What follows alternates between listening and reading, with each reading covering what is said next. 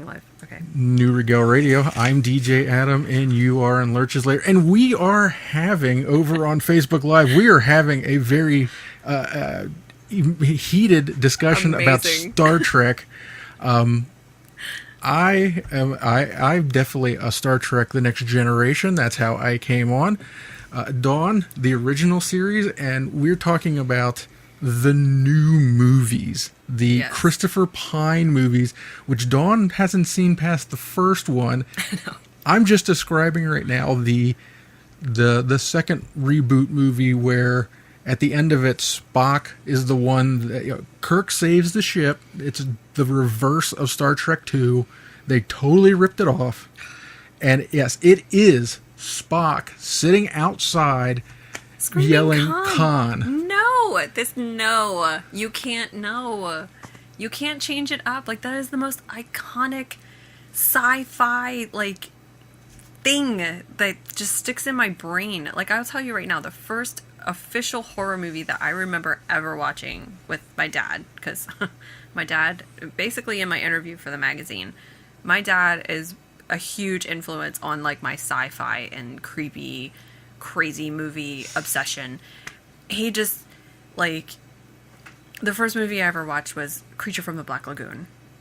Hardcore, black and white, creepy fish thing coming out of the whatever it is, the swamp or whatever. And it's just that was the thing. And then my dad was huge into Star Trek. And my dad can probably impersonate the whole Khan thing. And just the fact that Spock is doing, don't get me wrong, Spock is Spock, and Spock will always have a place in my heart. But no, I don't like this. I'm not even gonna watch that one. And it's of course it's not even Leonard Nimoy Spock doing it. It is Zachary Quinto that's doing it. Yeah, no. And I cried when Leonard Nimoy died because I feel like I grew up watching him like my dad did, because my dad turned me on to Star Trek. So it was just I actually cried. I was like, no, not Leonard Nimoy. I think I know you have William Shatner and he's Captain Kirk, but I think Spock and Leonard Nimoy was probably more iconic and definitely more beloved. Yes. Than William Shatner. Yeah, I will have to say that. I think a lot of times, a lot of people loved Spock more, but I think some people could seriously relate to Spock, because everybody can always feel like they're kind of an alien in some way, I would love to have his abilities of no emotion whatsoever. That was my best William Shatner. Pausing all the time. But he did have some emotion. He just bottled it up. Ace Ventura, Pet Detective, the best William Shatner. Alrighty then. I did used to say that about my ex-husband. My ex-husband actually was a huge animal person, and I used to say that all the time. I married Ace Ventura. It was we had animals and reptiles galore. It was ridiculous. Oh, alrighty then. Take care now. Bye-bye now. Bye-bye. Yes, I know. And people, anybody younger than 30 is probably going, what? What? Do you know that they made an Ace Ventura with a child or something? I saw it on my Netflix the other day, and I was like, what is this? I'm like, oh God, stop it. Just let Jim Carrey have his moment with his Ace Ventura movies. They're remaking Jumanji. Oh God, stop it. They have. Yeah. They have Isn't already. The Rock in that? Yes. Yeah. Dwayne Johnson or whatever? That was Robin Williams. I'm sorry. Yeah, stop. No. By the way, somebody told me today that they are remaking Beetlejuice. No. No. Oh. Well, that certainly got a reaction here in the Lair. Anybody else have an opinion on the remaking of Beetlejuice over there? Oh, good God. No. Michael Keaton and Alec Baldwin. No. I can't. And, oh, God. I'm going to be so upset if they mess that up. They will. It's Hollywood. I can't deal. I'm done. Stop. Okay, newsflash. Hollywood, stop remaking the old movies and come up with your new ideas. Although, I don't know how I feel about the live action Aladdin with Will Smith being the genie. wait, what? I'm Yeah. so, Yes, they're making that now. They're Yeah. making a live Aladdin? A live Yeah. action Aladdin, yeah. Like they did with the Brandy Cinderella and. Yeah. We have Will Smith is the genie. Now, the one thing they said is this is not the Robin Williams animated version of Aladdin. They are going to make it more like the musical. I That's can't. still going to be hard to see him. I can't see Will Smith in a musical. Well, I don't think they're going to sing, but they're going to No, I can't do it. take. Well, he can sing. Like that's did you ever watch his interviews, like how he laughs and stuff? It's like, why? As long as he's No. got DJ Jazzy Jeff with him. Hell yeah.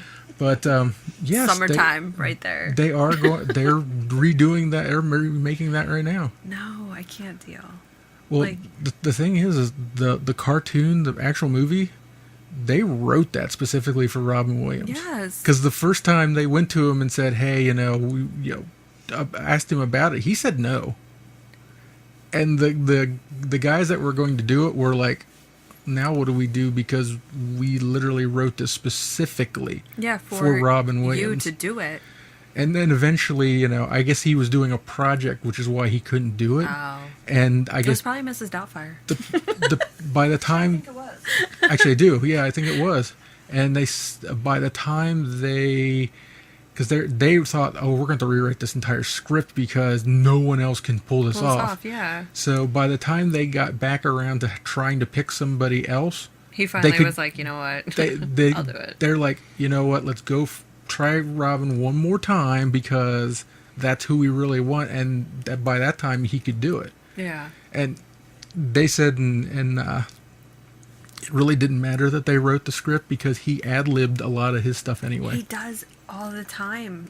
And it was amazing. Like, I'm not gonna lie, like I said earlier, I legit cried when Leonard Nimoy died. I legit cried when I found out that Robin Williams passed away. Like, I grew up watching him, Mork and Mindy and like all this stuff, and then to see like my all-time favorite movie of him, I know everybody's probably favorite movie is Mrs. Doubtfire. Like, him playing this old lady in this movie is just like crazy. And I do that, like I actually imitate him, like when I messed up, God bless my sister, she let me play with her hair one time and I messed it up. And I basically, I called her, I was like, help is on the way there. Because I was about to fix it, I'm like, don't worry, I got you. So, My favorite movie of his, and I know it's strange because it's probably one that he played kind of the straight, not really necessarily comedy, was Dead Poet Society. God. Because I think that Or showed. Goodwill Hunting. I think that showed he just wasn't. He wasn't just comedic. He just wasn't the goofball. Yeah. Well, he also did the same thing in Goodwill Hunting. Yeah, I saw that one too. Yeah. Patch Adams, he did as well. God. Oh, God. The giant Yeah. auditorium. Well, we are almost out of time here for this Oh, evening. yes. 2 hours flies by really I quick. know. So I want to thank you for coming on and joining us here in studio. Absolutely. It's a first for us, and you always remember your first. Oh, yes. Yes, and I get the eye roll from over in the corner from Mrs. Lurch. But anyway, anything you want to say as we wind down here to the good folks listening? Basically, I just appreciate everybody's support and love that I get on a daily basis with my art and my creations and my makeup. And everybody just be yourself, be creepy, and I love you all. Be creepy. Be creepy, kids. Accept the messages. Keep the messages. Yeah, no, stop. Don't. Yeah, let's not do that. Oh, we got Jonathan over there who said, like, Good Morning Vietnam. That is right. That is also a great movie of his. Yes. I, unfortunately, am not about to even try doing Good Morning Vietnam that good he God. did. I don't even think I could pull it off. Yeah, that's a little much. But we are going to leave you with one more song here. This is Dollskin.